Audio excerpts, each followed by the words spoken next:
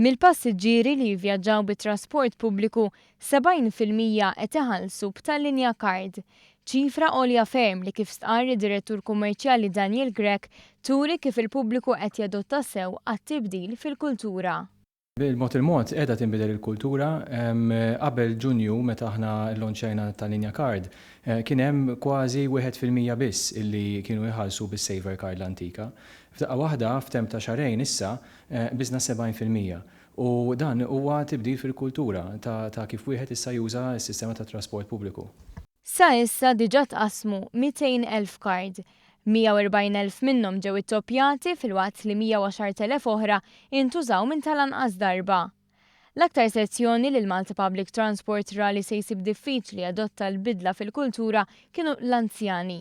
Madankollu 60% tal-popolazzjoni anzjana għandha tal-linja card.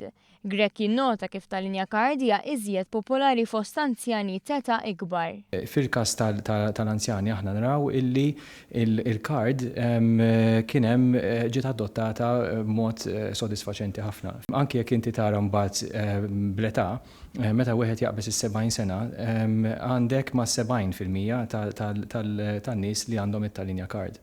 Daniel Grech spjega kif il-bidliet li daħlu fl-aħħar xhur u dawk li se jiddaħlu fi żmien li ġej fosthom tar-rotot mistennija jkomplu jsaħħu it-trasport pubbliku.